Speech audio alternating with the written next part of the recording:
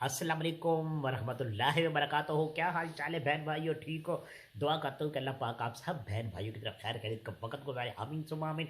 तो आप लोग भी बहुत ज़्यादा दुआएं किया कीजिए अपने लिए, घर वालों के लिए, दोस्तों के लिए और ख़ास तौर पर मेरे लिए, क्योंकि मैं भी आप लोगों के लिए बहुत सारी दुआएं करता रहता हूँ। तो चलो करते हैं वीडियो का आगाज़।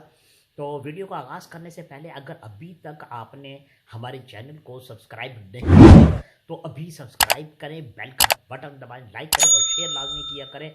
क्योंकि अगर आपकी तरफ से कोई अच्छी बात, अच्छी नसीहत या कोई अच्छी वीडियो दूसरे बहन भाई के पास पहुंचती है और वो उसको सुनकर उससे कोई फ़ायदा उठाता है तो आप लोगों के लिए बहुत ज़्यादा नेकी का ज़रिया बन जाता है।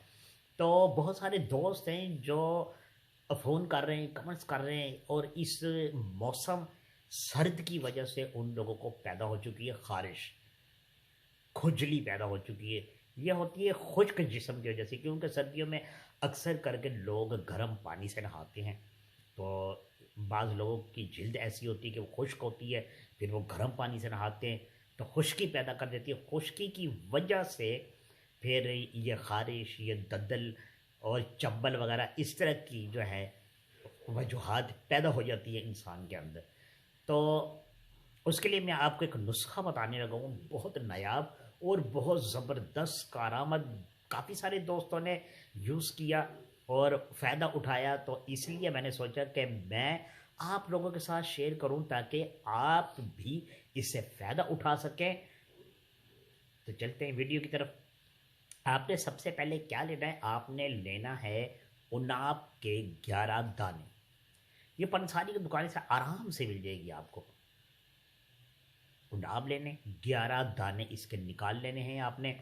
उसके बाद आपने लेना है खुश्क पुदीना।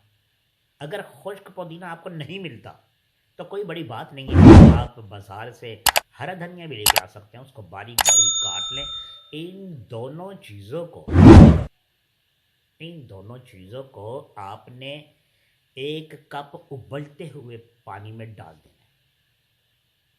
डालने के बाद थोड़ी देर इसको जोश देना है। जब आप समझें कि इनका अरकन निकल गया, आप उस पानी को उतार लें और रात भर के लिए आपने रख देना है। सुबह को आपने जो पानी ये होगा, जो खुश्क हो जाएगा, थोड़ा सा जहाँ पर आपको खारिश हो रही है तो वहाँ पर आपने इसका लेप करना है, इसको लगाना है।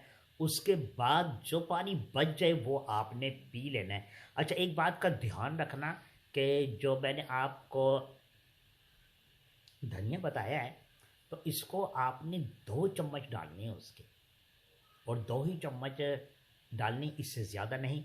और 11 दाने जो आपने नाप के पीसी होंगी वो भी। इसलिए मैं आपको बार बार बताता हूँ ताकि आप सही तरीके से इस नुस्खे का इस्तेमाल कर सकें, आपको अल्लाह पाक फ़ायदा दे। और जिन दोस्तों को, भाइयों को खारिश है तो इंशाल्लाह ताला अल्लाह पाक उन पर रहम और करम फरमा देगा। एक बार इसको आजमाएं ज़रूर इंशाल्लाह ताला। तो फिर मिलते हैं दूसरी वीडियो में किसी अच्छी खबर के साथ। जब तक अपना बहुत ज़्यादा ख्याल रखना, और अगर अभी तक आपने हमारे चैनल को सब्सक्राइब नहीं किया तो अभी सब्सक्राइब करें और बेल का बटन दबाएं। खुदा हाफिज़।